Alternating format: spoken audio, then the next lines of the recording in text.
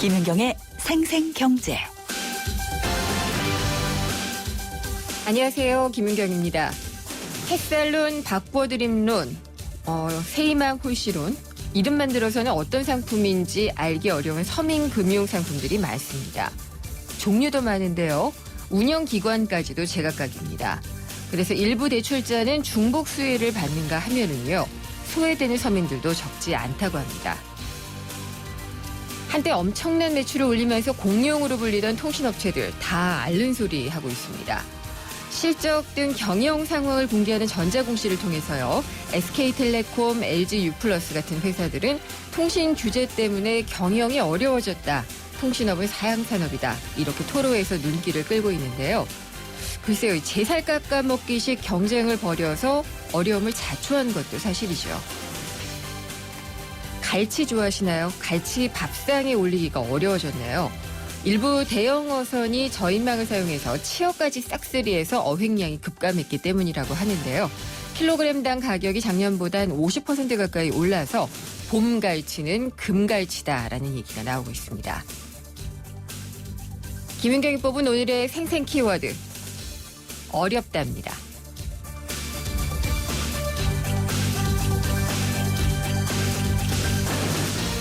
생생경제가 준비한 오늘의 경제 이슈입니다. 신용등급이 좀 낮은 경우에 돈이 필요한데 금융권에서 대출받기가 어렵다라고 스스로 생각하기가 어렵죠. 그래서 좀 고금리인 캐피탈이나 대부업체를 찾아가는 경우가 상당히 많이 있습니다. 사실 알고 보면은 은행 문턱을 넘을 수 있는 경우도 많이 있거든요. 근데 이 서민 정책 금융 상품의 종류가 너무 많고요. 뭐가 뭔지 잘 모르는 경우가 많아서 교통정리가 필요하다는 지적이 나오고 있는데 잠시 후 2부에서 금융감독원을 연결을 해서요. 서민 금융 상품들 어떤 것들이 있고 또 어떻게 도움을 받을 수 있는지를 자세히 알아보도록 하겠습니다. 그리고 생생경제가 이번 주 기획으로 마련했죠. 증권사 고수 베스트센터장의 투자 환급률 신의 한 수.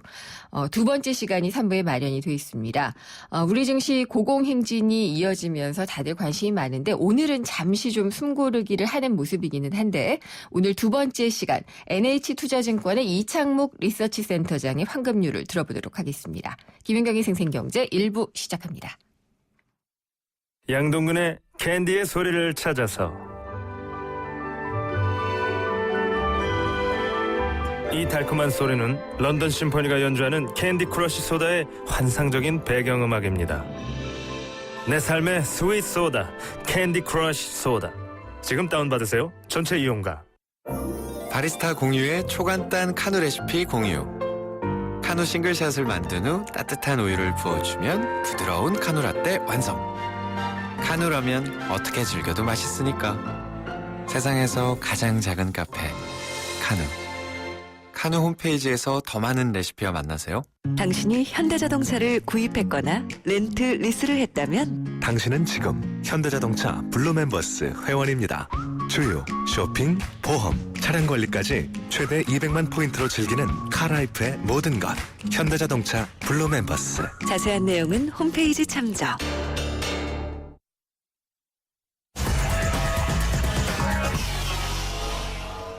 김은경의 생생경제 베러앤디퍼런트 르노 삼성자동차 제공으로 1부 시작하겠습니다. 오늘 증시 알아볼게요. 신한금융투자의 곽상준 부지점장입니다. 안녕하십니까? 안녕하십니까. 곽상준입니다. 네, 오늘 증시는 어땠나요? 네, 오늘 오랜만에 한번 하락을 기록을 했습니다. 네. 8거래일 만에 첫 하락을 기록했는데요. 그 하락폭은 굉장히 인색했습니다. 요즘 하락에는 인색하고 상승에는 좀 후한 흐름들이 계속되고 있는데요. 오늘 거래 종합주가지수 아침에는 강한 흐름으로 시작을 했습니다. 6포인트 상승으로 시작을 해서 2150선을 찍었습니다만 계속 때는 상승, 8거래일 연속 상승에 좀 피로감을 느끼면서 1.92포인트, 전일 대비 0.09% 하락한 2144.79포인트로 장을 마감했습니다. 오늘 개인들과 외국인들이 매수를 했고 기관들이 매도하는 양상을 보여줬는데요. 네. 이런 말이 생각이 나게 되는데 기대감과 본전 심리의 싸움이다. 뭐 이런 생각이 많이 듭니다. 그러니까 기대감과 본전 심리의 싸움이요? 네네. 지금 매수 주체 흐름들을 따져보면 개인들이나 외국인들은 연속적인 매수를 계속하고 있거든요. 네. 특별히 외국인 같은 경우는 최근 2달간 무려 6조 5천억 원의 주식을 한국에서 사고 있습니다. 반면에 기관의 경우는 투신권을 중심으로 해서 5조 약 3천억 정도를 2달간 팔고 있는데요. 앞으로 한국 주식이 좋을 것이다라는 기대감을 가진 외국인들과 일부 개인들은 계속해서 주식을 사모으고 있는 반면 기관, 특별히 투신권에서 이렇게 매도가 많다는 것은 펀드의 본전이 왔고 또 네. 기간 이익이 확보되었기 때문에 펀드 판매가 계속되고 있다라는 것이죠. 그러니까 네. 기대감과 본전 심리가 서로 경합을 하고 있는데 과연 어느 쪽으로 시장이 가게 될지. 근데 이런 증시 격언이 오늘 방송 전에 생각이 났습니다. 상승은 의심 속에서 계속 상승을 하고 네. 확신 속에서 하락이 시작되는 게 주식시장의 일반적 흐름이거든요. 지금 저희들이 실제로 전화를 많이 받아보고 고객들을 만나보면 다 온 거 아니냐라는 말을 제일 많이 듣습니다. 네. 예, 그렇게 모두가 다 왔다라고 생각했을 때 다 온 적이 별로 없었거든요. 그래서 가는군요. 예, 그렇죠. 그래서 이제 주식 정말 좋을 거야라고 생각하는 바로 그 시점부터 예. 주식시장이 꺾이는 것들을 우리가 경험상으로 많이 경험을 했기 때문에 아직까지는 심리적인 흐름상으로 보면 좀 여유가 있지 않느냐 이렇게 보여집니다. 코스닥 시장도 말씀드리겠습니다. 코스닥 시장은 연속 상승 성공하는 흐름들 보여주면서 오늘 5거래일 연속 상승에 성공했습니다. 상승폭도 상당히 컸는데요. 코스닥 시장의 상승폭이 워낙 컸기 때문에 거래소는 하락했습니다만 시장 전체적으로 분위기는 상당히 뜨거웠다 이렇게 볼 수 있겠습니다. 오늘 전일 대비 7.56포인트, 1.07% 상당히 적지 않은 폭의 상승을 기록하면서 714.52포인트를 기록한 코스닥 증시는 그동안에 이제 대형주들이 주춤할 때마다 잘 움직였던 종목과 업종들이 크게 움직였습니다. 네. 게임 업종이 아주 높은 상승세를 보여주었고 엔터테인먼트 업종 그리고 거래소에서는 음식료 업종이 상대적으로 강세를 보여주면서 상당히 강한 모습을 보여줬습니다. 코스닥 시장으로 계속해서 자금이 들어오고 있는 그런 흐름들도 네. 확인할 수 있습니다. 코스닥의 거래 대금이 이제 거의 5조 원 정도 수준이거든요. 이것보다 훨씬 더 시장이 큰 거래소는 7조가 되지 않는다는 측면에서 보면 지금 코스닥의 열기가 얼마나 뜨거운지를 쉽게 알 수 있는 그런 상황 아니겠느냐 이렇게 보여집니다. 네. 바이오가 상당히 좀 끌어놨더니 다른 종목들, 업종들도 좀 견인이 되는 모습이군요. 코스닥은요. 네네, 그렇죠. 이게 이제 산업 전반적인 패러다임 변화다 이렇게도 보실 수가 있겠어요. 왜냐하면 네. 사실 우리나라의 산업 그 장기는 중후장대한 그러니까 네. 거대한 장치 산업들이 굉장히 그동안에 좋았지 않습니까? 기계조선, 철강 이런 쪽으로 대표되는 자동차 그리고 또 전자까지 이런 쪽으로 대표되는 기업들이 한국의 중심이었는데요. 네. 이런 패러다임이 조금씩 바뀌고 있는 거 아닌가. 그래서 투자자들이 빨리 알겠습니다. 여기에 눈을 또 예. 뜰 필요가 있지 않느냐. 이렇게도 생각이 됩니다. 바이오, 엔터테인먼트 이쪽이 계속해서 강세를 보여주고 있습니다. 잘 들었습니다. 감사합니다. 네, 고맙습니다. 신한금융투자의 곽상준 부지점장이었습니다.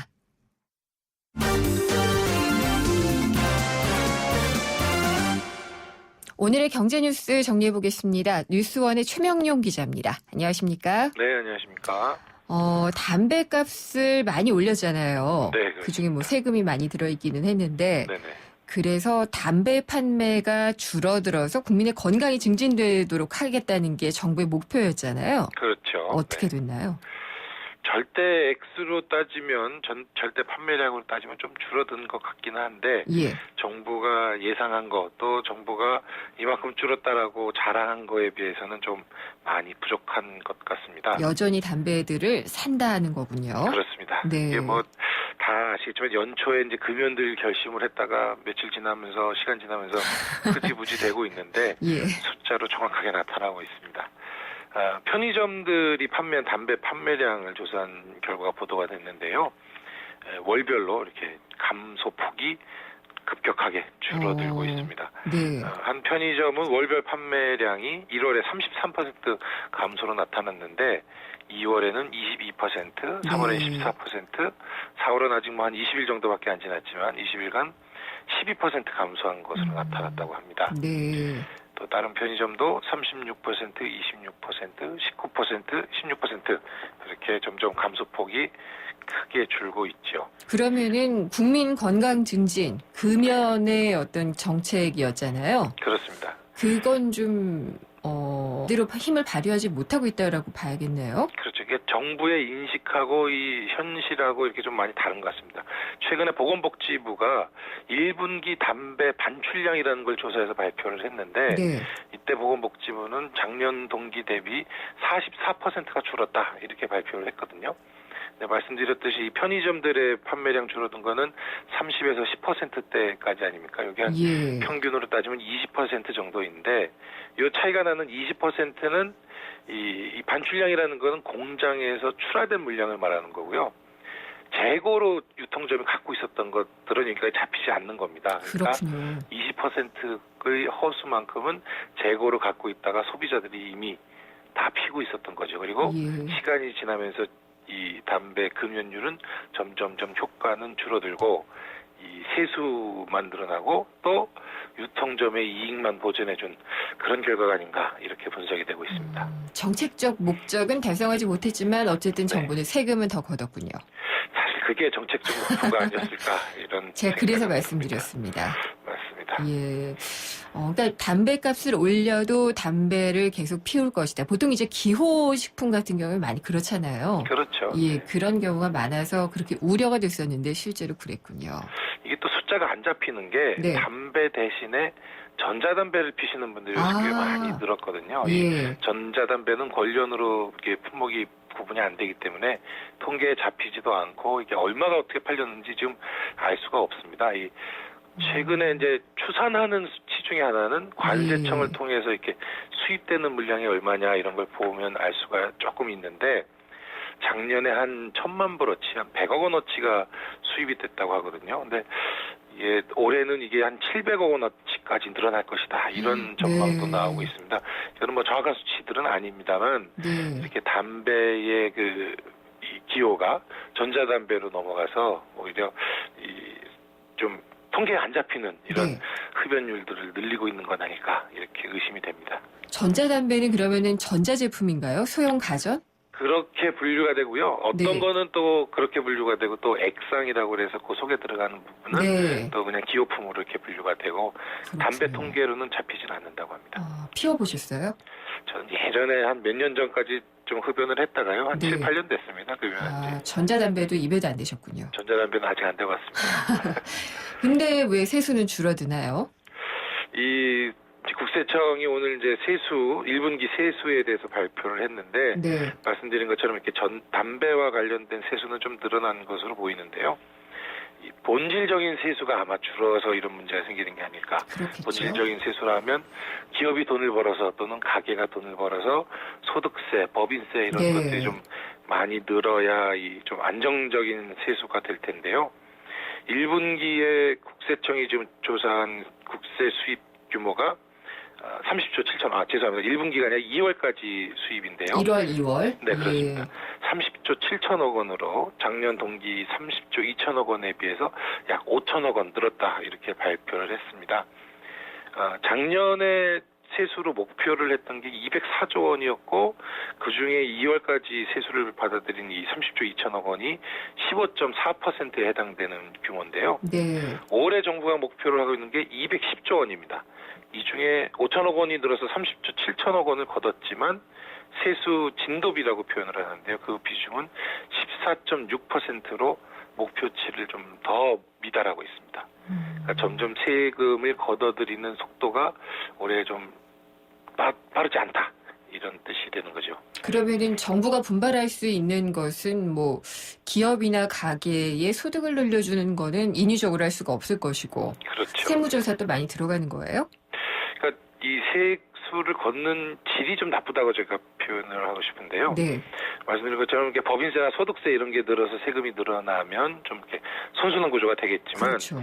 1, 2월에 늘어난 세금의 대부분이 부동산, 주식거래, 증권거래 뭐 이런 양도소득세가 늘어난 게 5천억 원이 됐고요. 자동차 판매 또 담배세 인상 이런 게 한 네. 2천억 원 늘어난 걸로 나타났습니다. 그러니까 좀 다른 데서 이렇게 좀 곁가지 해서 돈을 걷은 게 많았고 그러니까 정부가 생각하기에는 좀 정상적으로 걷어들이기 힘드니 세무조사 이런 걸로 좀 해야 되지 않겠냐. 그래서 예. 연초에 기업들 세무조사가 좀 많았던 것 같고요. 또 기업들이 요새 좀 이 문제를 갖고 반발을 하고 있는데 이 세무조사가 국세청에서 다 하기 힘드니까 지방자치단체가 세무조사를 할 수 있도록 지금 권한을 이양해주고 있다고 합니다. 아, 네. 국세청 한 군데에서 세무조사 받기도 바쁜데 예. 전국에 226곳의 지자체가 이 세무조사를 할 수 있게 됐다고 하거든요. 그러니까 기업들이 1년 내내 세무조사 받다가 일을 못하게 되는 거 아닐까 이런 우려를 하고 있습니다. 그 맨날 그 타겟이 됐던 고소득 전문직들도 좀 많이들 수색을 하셔야지 될 텐데. 그렇게 말입니다. 이게 예. 지금 제가 말씀드린 게 다 기업들을 대상으로 한 세무조사들이어서 네. 조금 변죽만 올리고 있는 거 아닐까 이런 우려가 있습니다. 그렇군요. 근데 이 불황에도 완구 수입이 그렇게 많다면서요? 이게 누구 성함이랑 같아서 좀 그렇긴 하지만. 예. 그렇네요. 네. 이 경기가 불황이어도 하여간 아이들한테 돈을 쓰는 거는 좀 아끼지 않는 법인 것 같은데요. 네. 1, 2월 달에 완구 수입액이 1억 864만 달러로 작년이 7,668만 달러였거든요. 이거에 많이 비해서 늘었네요. 40%나 늘었다고 합니다. 네. 로봇이나 인형 완구가 1,160만 달러에서 1,997만 달러, 73%나 늘었고요. 네. 자동차 같은 승용 완구도 한 40% 알겠습니다. 이렇게 늘었다고 합니다. 혹시 이게 또 무역 적자의 원인이 되는 건 아니겠죠? 조금은 영향이 적으니까. 있겠지요. 네. 예. 잘 들었습니다. 감사합니다. 네, 고맙습니다. 뉴스원의 최명용 기자였습니다. 이성민 선배님, 고민 있으세요? 요즘에는 은퇴도 빠르고 또 내가 아프면 애들이 고생이고 어떡하지 현빈 씨? 그러니까 받아야죠. 삼성생명 골든밸런스 통합자산분석 컨설팅. 보장부터 은퇴까지 인생자금의 황금 비율을 맞춰주거든요. 그래? 어떻게 봤지? 삼성생명 컨설턴트와 상의하세요. 안녕하세요. 영화배우 황정민입니다.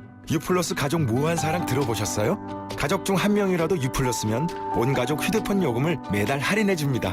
거기다 인터넷까지 유플러스면 LTE 무한대 요금을 최대 반값으로 쓸 수 있습니다. 국내 유일 유플러스 가족 무한사랑 클럽. 지금 유플러스 매장에서 만나보세요. 우리 같이 놀아요. 힘을 끼며 공을 차며 놀아요. 마음껏 뛰어요. 신나게 소리쳐. 오늘 너 아이답게 내일 너 자유롭게 랩퍼키즈. 생생경제 일부 함께 하셨습니다. 신용등급이 좀 상대적으로 낮고요. 또 소득도 낮을 경우에는 내가 은행에서 대출을 받을 수 있겠느냐라고 생각을 해서 긴급자금도 이제 대부업체나 고금리 캐피탈을 찾아가시는 경우가 상당히 좀 많이 있습니다. 근데 알고 보면은 서민들을 위한 은행의 상품들이 상당히 많이 있거든요. 근데 왜 모를까요? 이게 홍보가 잘 안 돼 있기 때문인지 아니면은 좀 많이 흩어져 있기 때문인지 그런 이유들을 한번 좀 들여다봐야 될 것 같습니다. 잠시 후 2부에서 금융감독원 관계자 연결해서요. 서민금융 상품들 왜 이렇게 잘 안 알려져 있는지 그리고 어떻게 하면은 사용할 수 있는지를 알아보도록 하겠습니다. 광고 듣고 찾아뵙겠습니다. 올해 칠순을 맞은 임성빈 씨는 특별한 칠순을 생각하고 있습니다. 칠순잔치 대신 그 비용을 어려운 이웃을 위해 기부하기로 한 것입니다. 2년 전 환갑을 맞은 아내 김경남 씨도 환갑잔치 비용을 아껴 기부에 동참했습니다. 평생 단 한 번뿐인 여러분의 기념일 더욱 특별하게 보내시면 어떨까요? 결혼식과 돌잔치, 환갑과 칠순 행사의 축의금을 나눠서 어려운 이웃을 도우실 수 있습니다. 이웃과 함께하는 특별한 날, 여러분의 행복지수는 최고가 됩니다. 2015 YTN 라디오 연중기획 함께 들어요 대한민국 기아대책과 함께합니다. 한 발 빠른 경제 뉴스, 한 뼘 깊은 경제 이슈, 한 번 물면 놓치지 않는 끝까지 가는 인터뷰. 지표 MC 김윤경의 생생경제. YTN 생생경제와 한국전파진흥협회가 함께하는 2015 프로젝트 집앤잡 제1탄 최고의 복지는 안정적인 주거다. 2015년 우리네가 살고 있는 집의 모습을 직접 찾아갔습니다. 집앤잡. 오늘은 애프터 리빙제를 실시하고 있는 아파트 근처 공인중개사 사무소에 나와 있습니다. 그 애프터 리빙제가 정확히 뭔가요?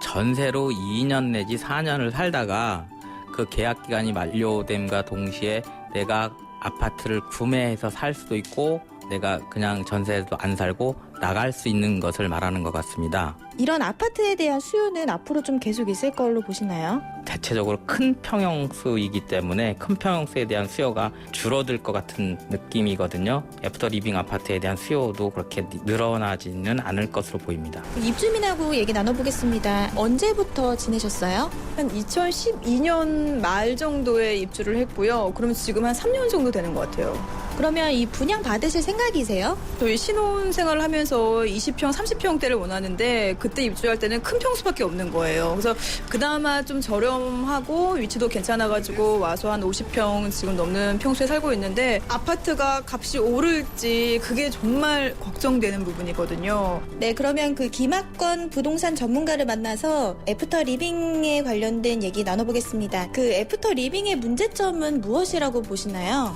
지금 부동산 시장이 굉장히 좋잖아요. 그럼에도 불구하고 소비자들이 별로 그 선택을 안 한다는 얘기거든요. 그러니까 우선 소비자 입장에서 보면은 지금 현재 그 아파트를 다시 재분양하면서 그 금액이 고착이 된단 말이에요. 그러니까 아파트라는 건 사가지고 향후에 집값이 올라야 되는데 오르지 않는다는 그런 문제점이 있고 또 애프터 리빙제가 등기를 하는 것도 있거든요. 그러니까 소비자 입장에서 보면은 거기에 대한 대출 문제라든지 세금의 문제도 발생하기 때문에 향후 문제가 될 수 있는 부분도 있고 또 건설사 입장에서 조금 그 피해 아닌 피해를 볼 수가 있는데 그 전매라든지 팔고 싶어도 못 파는 상황도 올 수가 있기 때문에 건설사나 어떤 그 소비자 입장에서 상당히 피해를 볼 수가 있다고 보여집니다. 지금까지 YTN 생생경제와 한국전파진흥협회가 함께하는 2015 프로젝트 집앤잡 애프터 리빙제에 대해서 살펴봤습니다.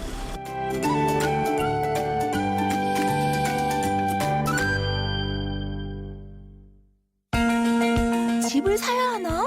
전세를 월세로 갈아타야 하나? 고민되신다고요? 갖고 있는 자산으로 대출까지 받으면 위험성이 어느 정도 될지 궁금하시다고요? YTN 생생경제 홈페이지에 접속해 집앤잡 게시판에 고민을 남겨주시면 속 시원히 해결해드리겠습니다. 비공개로 자세한 내용과 연락처를 남겨주시면 직장, 재무 상황에 맞는 투자 또는 거주를 위한 설계부터 가장 적합한 대출 상품까지 최고의 전문가의 조언을 받을 수 있는 기회를 드리겠습니다. 물론 무료이고요. 원하는 전문가를 지정할 수 있는 특급 찬스도 드립니다. 컨설팅 접수는 2015 프로젝트 집앤잡 제1탄 최고의 복지는 안정적인 주거다가 진행될 때까지니까요. 빨리 서둘러주세요. YTN 생생경제 홈페이지 중 집앤잡 게시판에 비공개로 남겨주시면 됩니다. 생생경제와 한국전파진흥협회가 함께하는 2015 프로젝트 집앤잡 여러분의 많은 상원 바랍니다. 금융은 당신의 행복을 살리고 시장의 활기를 살리고 기업의 새로운 기술과 가능성을 살리는 일입니다. 우와, 이런 금융 누가 하나요? 서민경제와 중소기업의 힘이 되는 신한은행이 살림의 금융으로 따뜻한 내일을 만들어갑니다. 신한은행. 소영 씨, 요즘 피부 관리 어떻게 하세요? 어바네이징 코렉터로 관리하고 있어요. 안티에이징, 예전엔 시간만 이기면 된다고 생각했죠. 이제 스트레스, 유해 환경으로 인한 도시형 노화까지 빈틈없이 관리해요. 아이오펠 어바네이징 코렉터. 빈틈없는 안티에이징, 이게 답이다. 가나다라 마바사 자차카타파 전해주고 싶은 얘기 바람 병에 담으면 한글이 모자랄지도 몰라. 병 하나에 담을 수 없는 초정탄산수 이야기. 파란을 일으키다. 초정탄산수. 교촌치킨 모델 이민호입니다. 야구장에선 역시 교촌이죠. 교촌이네? 교촌! 야, 교촌이다! 와, 사람들이 다 모여드네요. 교촌 법칙 1. 만유인력의 법칙.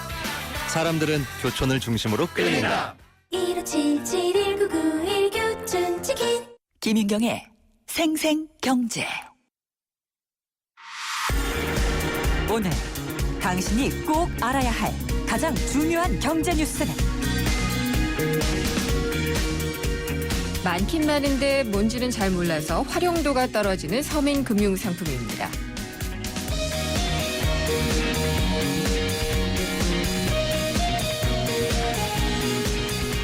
김윤경의 생생경제 2부 함께하고 계십니다. 디딤돌 대출, 보금자리론, 햇살론, 또 바꿔드림론 다 들어는 보셨죠? 이 정부가 내놓은 서민 금융 상품들입니다. 근데 정작 이 상품을 쓰는 서민들은 이 상품이 뭔지를 잘 모르는 경우가 상당히 좀 많이 있는데 정부가 열심히 상품을 내놓고 있고 또 정책도 펼치고 있지만은 여기에 대해서 잘 모른다면은 그건 문제가 되겠죠. 그러니까 홍보가 잘 안 되는 게 문제일지 아니면은 이게 보통 써보고 괜찮으면은 입소문도 많이 나게 되잖아요. 이 저절로 날 법도 한데 그런 것들도 좀 궁금합니다. 그래서 금감원에서는 이 부분을 어떻게 생각하고 계시는지 어떻게 마련한 제도인지 상품인지 한번 알아보도록 하겠습니다. 금감원 희망금융팀의 장환 팀장님 전화 연결했습니다. 안녕하십니까? 네, 안녕하십니까? 네, 이 서민금융 지원 상품이 생각보다 참 많더라고요. 예, 많이 있습니다. 예, 이게 총 몇 종 정도가 되는 거죠? 종류 치면은 사실 그동안 새로운 상품들이 많이 나오고 있기 때문에 네. 한 15가지 이상, 한 20가지 그렇게 될 수가 있다고 볼 수 있습니다. 세부적인 내용을 본다면요. 아, 그렇군요. 그러면은 이게 그냥 생활자금을 대출해 주는 것도 있을 거고요. 뭐 여러 가지 종류가 또 있을 것 같은데 그걸 좀 분류를 해본다면은 어떤 상품들로 좀 나뉠 수가 있을까요? 예, 크게 보면은 한 4가지 정도로 이제 요약을 할 수가 있습니다. 네. 그래서 이제 사업하시는 분들을 위해서 먼저 창업과 운영 자금이 있을 수 있고요. 이제 처음 사업하시는 분과 이제 사업에 자금이 필요한 거에 대한 자금 지원을 해드리는 부분이 있습니다. 네. 그리고 또 하나 이제 생활 지원 자금이 있습니다. 그런 부분이 있고 세 번째가 이제 주택 마련 상품이 또 있습니다. 네. 그 다음에 이제 고금리를 저금리로 전환할 수 있는 그런 대출 상품이 있습니다. 그게 아마 바꿔드림론이겠군요. 예, 맞습니다. 예, 각각의 상품들 지금 우리가 많이 언급하고 있는 것들은 제가 다시 한번 좀 언급을 하긴 했는데 일단 제가 말씀드리면 그 상품의 특징에 대해서 좀 간략하게 말씀을 해주시면 좋을 것 같아요. 예. 새희망 홀씨 대출이란 건 어떤 건가요? 예, 새희망 홀씨 대출이라고 하는 것은 생계자금, 긴급 생계자금 용도로서 은행에서 이제 대출을 받을 수 있는 상품입니다. 은행에서 예. 예. 미소금융은 어떻게 달라요? 미소금융은 이제 제가 조금 전에 사업하시는 분들 자금 용도 말씀드렸습니다. 예. 그래서 창업 자금을 할 때 이제 많이 이용을 하시고 또 물론 이제 미소금융에도 이제 생계용으로서 받을 수 있는 자금들이 있습니다. 네. 그러면은 햇살론 이것도 굉장히 많이 알려져는 있는데 정확하게 뭔지는 모르겠거든요. 예, 햇살론도 보면은 용도에 따라서 몇 가지로 분류가 되고 있습니다. 네. 창업을 할 때 햇살론을 이용할 수도 있고 이제 생계자금 용도로서도 이제 햇살론을 이용할 수가 있습니다. 햇살론은 어디서 받을 수 있는 거예요? 예, 요 햇살론은 은행은 아니고 일반 은행은 아니고 저축은행이나 마을금고라든가 농협이나 이런 곳에서 받을 수 있습니다. 그렇군요. 고금리를 저금리 대출로 바꿔주는 게 아마 바꿔드림론이겠죠? 예, 맞습니다. 이건 어떤 상품인가요? 예, 우리가 고금리라고 한다면 통상 20% 이상을 고금리라고 합니다. 네. 그래서 이제 그거를 이제 받고 계신 분들이 이제 저금리 상품으로 이 바꿔드림론 통상 한 12%가 이제 최대 상한 금리입니다. 이걸로 이제 전환하실 수가 있습니다. 그러면은 디딤돌 대출 그리고 또 보금자리 대출 이런 것들은 아무래도 좀 주택 마련과 관련이 돼 있을 것 같긴 한데요. 예, 맞습니다. 디딤돌 대출이나 보금자리 또는 이제 근로자 서민들을 위한 주택 전세자금 대출 이런 것들은 다 이제 주택 마련 지원과 이제 관련해서 볼 수가 있습니다. 이 대출 한도도 많이 있나요? 주택 마련하는 이 디딤돌 대출이나 보금자리론 같은 경우에요? 예, 주택 마련 상품 같은 경우 볼 때 이제 디딤돌 대출은 한도가 이제 2억 원으로 이제 보시면 되고요. 네. 그다음에 이제 전세자금 대출 같은 경우는 이제 8천만 원 정도 이렇게 보시면 될 것 같습니다. 그렇군요. 근데 이 이름이요. 예. 정부가 바뀔 때마다, 그러니까 정권이 바뀔 때마다 이름도 좀 바뀌고 그러면서 더 헷갈리게 되는 게 아닌가 싶기도 한데요. 예. 근데 이제 이름은 저희가 봤을 때 굉장히 이제 친근하고 이제 부르기 쉽게 하기 위해서 네. 저희가 이제 그 이름을 짓는 데도 상당히 좀 신경을 많이 쓰고 있습니다. 네. 근데 이제 아무래도 상품이 많다 보니까 이제 국민 여러분께서는 좀 약간 혼동이 좀 되실 수도 있는 부분이 있는 것 같습니다. 그러면은 이 서민 금융 상품 같은 경우에요. 예. 이게 다 일률적으로 적용이 되는지는 모르겠지만 신용 등급이 최하 몇 등급이 돼야지 쓸 수 있나요? 최하, 그러니까 이제 아무래도 이제 이런 상품들은 서민들 상품이기 때문에 네. 소득이 높거나 신용 등급이 아주 좋은 분들은 이용하실 수가 없습니다. 네. 그래서 우리가 보통 신용 등급은 1에서 10등급으로 나눠지고 있습니다. 근데 이제 6등급 이하를 이제 신용이 좀 낮은 등급을 보고 있습니다. 예. 그래서 항상 6등급 이하가 이제 대상이 됩니다. 6, 7, 8, 9, 10등급이 대상이 되고 소득으로 본다면은 3천만 원에서 4천만 원 이하라고 보시면 됩니다. 그렇군요. 근데 그러면은 6등급은 왠지 가능할 것 같고 10등급인 경우에도 가능한 경우도 많이 생겨요? 예, 그런 경우도 이제 많이라는 경우는 제가 어떻게 말씀을 좀 드리기가 어렵습니다. 네. 왜냐하면은 이제 아무래도 대상은 된다고 하더라도 또 다른 취급 기관의 어떤 신용 심사라든가 네. 이런 게 좀 있기 때문에 제가 보기에는 뭐 아주 불가능하진 않고요. 네. 저희가 이게 서민들을 위해서 만든 상품이기 때문에 충분히 가능하리라고 보고 있습니다. 그러면은 소득은 좀 적은데 신용 등급을 관리를 잘해서 5등급 이상이다. 이런 경우에는 받을 수 있나요? 예, 가능합니다. 제가 조금 전에 말씀드린 대로 신용 등급 기준도 있지만은 네. 소득이 낮은 사람들, 소득이 낮지만 신용 등급은 굉장히 좋다 하면은 이런 서민 상품도 이용이 가능합니다. 그렇군요. 그리고 기사를 좀 봤더니 어떤 분들은 중복 이용도 하고 있다고 해요. 예. 그러니까 뭐 보면은 창업자금도 있고 주택마련도 있고 생활비 지원도 있으니까 아마 뭐 잘 관리를 하고 잘 상환을 하면은 다른 상품도 더 받을 수 있는 모양이죠? 예, 그렇습니다. 이제 서민 상품이 이제 처음에 이제 제가 말씀드렸듯이 용도에 따라서 구분이 되어 있습니다. 네. 이제 서민들께서 창업을 한다거나 또는 생계자금이라든가 이런 부분들이 있기 때문에 또 그거에 따라서 상품을 이제 저희가 구분을 해서 만들었기 때문에 네. 충분히 중복도 가능합니다. 그렇군요. 근데 이게 지금 이 상품들을 취급하는 곳은 은행인 경우도 있고 또 이금융권인 경우도 있고 또 뭐 보험사인 경우도 있고 다 조금씩 다르잖아요. 예, 약간 좀 차이는 있습니다. 근데 이걸 좀 일률적으로 하기는 좀 어려운 건가요?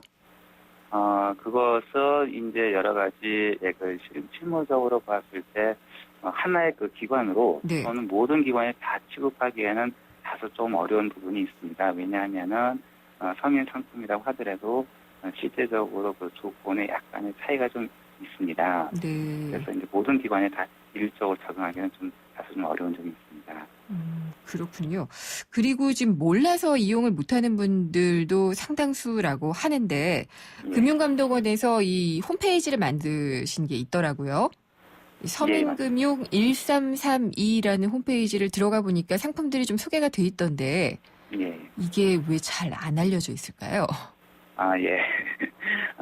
그래서 이제 저희 국민들한테는 이게 좀 잘 이제 이해 안 알려 있다면 좀 저희가 좀 죄송스러운데 하여튼 그거는 저희가 여러 가지 면에서 많이 홍보를 좀 하고 있습니다. 네. 서민금융 133이라고 하는 거는 이제 저희가 처음에 만들 때부터 금융 정보가 좀 부족한 사람이나 네. 금융상에서 애로사항이 있는 걸 이제 해소하기 위해서 제가 이제 오래전에 이걸 만들어서 이제 계속 안내도 하고 네. 실질적으로는 사실 제가 보기엔 실질적으로 많이 운영은 좀 되고 있다고 보고 있습니다. 아, 그래요? 많은 분들께서 이제 1331을 통해서 예. 문의도 많이 하시고 많이 이제 여러 가지 금융 정보의 도움을 좀 얻고 있는 걸로 알고 있습니다. 1332는 어떤 뜻이 담겨 있는 건가요? 이게 이제 예전에는 119로 이렇게 좀 저희가 이제 했었었는데 네. 사실 특별한 의미가 있다기보다는 이제 약간 좀 외우기 쉽고 부르기 쉬운 네. 그런 번호라든가 이거를 저희가 만들다 보니까 이거 1332로 좀 하게 됐습니다. 아, 그래요. 그건 별 뜻이 있는 건 아니군요. 예. 그러면은 1332 이 홈페이지를 찾아도 되고 혹시 전화번호로도 1332가 들어가는 전화번호를 통해서 전화를 드리면은 상담을 받을 수도 있나요? 예, 맞습니다. 그러니까 국번 없이 그냥 예. 1332 누르시면 됩니다. 네. 그러면은 이제 내게 맞는 서민금융 상품을 소개를 해주시는 거군요. 예, 맞습니다. 아, 근데 이제 서민이라고 하는 기준이, 거기에 이제 조금 더 빗나가시는 분들이 있잖아요. 신용등급 약간 높고, 소득 조금 더 높고, 그런 분들도 도와줄 수 있는 상품들이 많이 있으면 좋겠다 싶기는 한데, 어떤가요? 예, 지금 그래서 꼭 그 서민 상품 아니더라도 예. 그 자격 기준이 아무래도 있으니까 그분들 대상이 아니더라도 그분들 그 위에 계신 분들을 위한 상품들이 지금 금융권에서 네. 많이 이제 만들어서 그걸 이제 보급을 좀 하고 있습니다. 예, 이것도 이 서민금융 1332를 통해서 알 수 있도록 좀 공개를 해 두시나요? 예, 저희가 하여튼 뭐 1332를 통해서 이제 문의를 하시면은 네. 모든 금융 상품이라든가 예. 이런 건 다 안내를 해드리고 있습니다. 알겠습니다. 앞으로도 수고 좀 많이 부탁을 드리고요. 많은 분들이 좀 도움을 받을 수 있으면 좋겠습니다. 감사합니다. 네, 감사합니다. 금융감독원 희망금융팀의 장환 팀장이었습니다. IT 경제 뉴스. 네, IT 경제 뉴스 시간입니다. 페이스북, 세계 최대의 소셜 미디어 그룹이죠. 지난 3월에 페이스북 개발자 컨퍼런스 F8 2015를 열었습니다. 여기서 이 메신저 플랫폼을 발표를 하고 또 소프트웨어 개발자 도구를 공개를 했는데 약간 좀 구글과 비슷한데 이런 생각이 좀 들기도 하더라고요. 페이스북이 이걸 통해서 뭘 하려는 건지가 제일 궁금하거든요. 오늘은 IT뉴스의 김들풀 편집장과 함께 페이스북의 계획들 한번 좀 짚어보도록 하겠습니다. 안녕하십니까? 네, 안녕하십니까? 예, 이 페이스북 개발자 회의에서 발표된 전략은 한마디로 뭔가요? 이게 이제 종합 메신저 플랫폼으로 이제 진화하겠다라는 이제 계획을 발표한 거고요. 페이스북 자체가요? 네네. 네. 페이스북 안에서 이제 모든 것을 다 해결하겠다라는 이제 전략인 거죠. 네. 그래서 이제 개발자들이나 퍼블리셔들이 이제 공동적인 이 공동 생태계를 이제 마련해서 서로 이제 이익을 추구하겠다 이런 목표를 이제 분명히 이번에 좀 밝힌 거죠. 그러니까 페이스북 안에 로그인을 한 상태에서 회원으로서 여러 가지 서비스들을 다 이용할 수 있도록 하겠다라는 거네요. 네네, 그렇죠. 구체적으로 좀 하나씩 말씀해 주시겠어요? 먼저 그 인수합병 부분을 한번 좀 살펴보면요. 이제 인스타그램, 이제 사진 공유 앱을 하는 인스타그램이죠. 그 다음에 이제 오큘러스 리프트라고 해서 이제 우리나라의 이제 삼성 VR처럼 이제 가상현실 헤드셋, 왓치에 뭐 이런 많은 이제 기업들을 이제 인수하고 이제 몸집을 이제 불려왔잖아요. 그렇죠. 네, 앞으로 이제 거대한 이런 종합 플랫폼으로 이제 기업을 이제 변신하는 거 아니냐 이제 이렇게 보이는 건데 거의 확실한 것 같습니다. 그렇군요. 그동안에 회원 수를 괜히 불린 게 아니죠. 네, 그렇죠. 그들을 이렇게 좀 다양하게 활용할 수 있는 방안을 생각하겠다는 것 같은데 마크 저커버그가 이 페이스북의 안정성이라든지 보안도 상당히 이 개발자 회의에서 강조를 했다고 들었어요. 네, 아무래도 이제 이런 이제 플랫폼 기업으로 가기 위해서는 개인에 대한 개인정보나 보안 그리고 이제 그런 플랫폼에 대한 이제 안정성이 이제 중요한데요. 네. 이제 이런 이제 안정성도 한 2년 정도 보증하고 또 만약에 버그가 이제 중요한 버그가 일어나면은 48시간 내에 수정을 하겠다. 네. 그리고 이제 대부분의 버그는 이제 30일 안에 이제 수정한다고 이제 강조한 건데요. 이제 이게 이제 안전한 플랫폼을 구축하고 있다라는 이제 강조 기색을 발표를 한 거거든요. 네. 그러니까 우리 페이스북에 안심하고 모여라라는 얘기겠죠. 네네. 예. 그러면은 고객들에 대한 어떤 신뢰를 담보로 한 안정성과 보안, 뭐 이렇게 얘기를 하면 될까요? 네네. 이게 말씀하신 것처럼 이제 페이스북의 이제 핵심 역량이 고객이잖아요. 그렇죠. 그 싱글 사용자가 이제 14억 명이고. 네.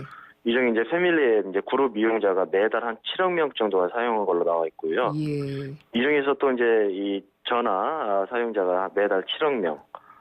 메신저는 한 6억 명 정도. 이제 거기다 이제 인스타그램 인수했는데 여기도 사용자가 매달 한 4만 명 정도 되죠. 네. 그래서 그동안에 이제 그 콘텐츠나 이런 것 진화 과정을 보면은 이제 5년 동안 이제 텍스트 공유에서 이제 사진 사진으로 그리고 이제 비디오로 되고 또 이번에 발표한 또 AR, VR로도 이제 진화하는 이런 지금 동향을 좀 보이고 있는 거죠.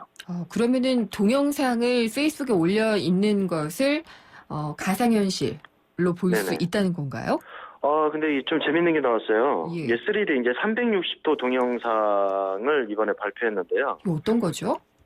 이게 이제 구형이라고 그래서 이제 이게 공 같은 모양, 이제 둥글둥글한 것처럼 공처럼 네. 이리저리 돌려볼 수 있는데 이게 이 영상 비디오를 보는 사람이 스마트폰을 방향을 바꾸면 하늘도 볼 수 있고요, 왼쪽도 볼 수 있고 오른쪽도 볼 수 있고 이게 360도를 회전해서 누구나 다 볼 수 있다. 이제 이렇게 된 이제 이거를 발표했는데 예. 사실은 구글도 현재 한 몇 개 정도의 유튜브에서 360도 비디오를 현재 이제 서비스를 하고 있거든요.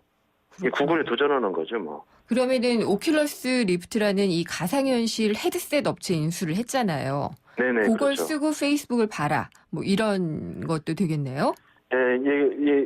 단편적으로는 그렇게 볼 수는 있지만요. 네. 이제 가상현실이나 증강현실에 대한 플랫폼에 대한 시장 선정을 먼저 하기 위해서 예. 이 전략을 발표한 것 같습니다. 그렇군요. 또 페이스북에 고객들 몰리면은 당연히 상거래도 하게 해야지 되니까 결제, 네네. 이 서비스도 하게 될 것 같은데. 애플페이나 구글 윌렛이나 이런 이제 그 핀테크 이제 간편 결제도 이제 발표했는데요. 네. 이게 참 재밌는 게 이제 체크카드 베이스에 이제 수수료가 이제 무료라서 앞으로 신용카드가 없어질 것 같다라는 게 전망이 좀 보이고 있거든요. 네. 예, 그래서 이제 송금 서비스도 페이스북 메신저로 사진 전송과 비슷한 방식으로 이제 이루어지고 있고요. 그다음에 이제 서비스 비용을 이제 낮추기 위해서 체크카드만 이제 사용하는데 예. 개인 아이디 번호를 만들면 되고 은행 계좌와도 따로 이제 연결도 필요 없을 정도로 굉장히 간편하게 이번에 발표를 한 거죠. 그리고 은행들은 뭐 먹고 사나요? 카드사랑. 그래서 지금 저 인터넷 예. 전문은행이랄지 핀테크에 대해서 뭐 글로벌적으로 굉장히 좀 핫 이슈죠. 그렇군요. 그러면은 이 페이스북에 연결되어 있는 어떤 서비스 애플리케이션 이런 게 네네. 한 몇 가지 정도 되는 거죠? 지금 발표한 것만 봐도? 이 메신저 플랫폼이라고 이제 발표한 걸 보면요, 서드 파티들이 약 40개 앱을 이번에 이제 런칭을 한 거고, 네. 거기에서 이제 API나 개발자도 그 SDK도 이제 공개했는데 앞으로 네. 이제 계속 이제 추가할 거라고 이제 보는 거죠. API나 근데 이제 이런 걸 공개를 하면은 아무 네. 개발자나 와서 개발할 수가 있는 거죠. 그렇죠. 네. 그러니까 이제 누구나 쉽게 접근해서 거의 관련된 이제 콘텐츠나 이런 걸 이제 개발을 하는 거죠. 네. 메신저를 통해서 쇼핑도 많이 하게 될까요? 이게 재밌을 것 같습니다.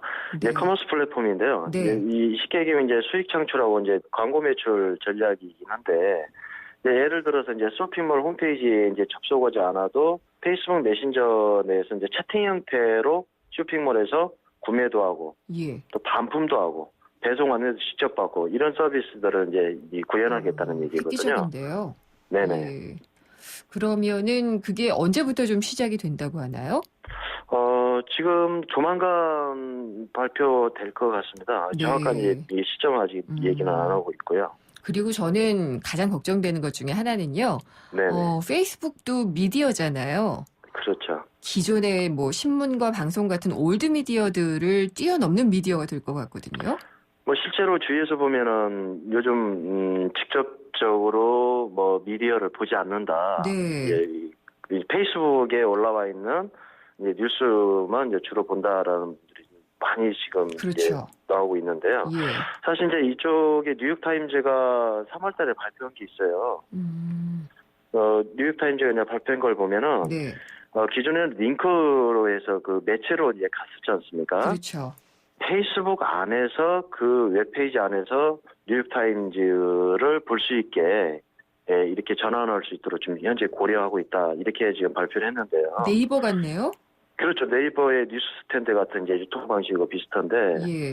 대부분 이제 그 링크 연결을 하거나 이제 로딩까지 가는데 한 8초 정도 걸리거든요. 미국 같은 경우에는. 예.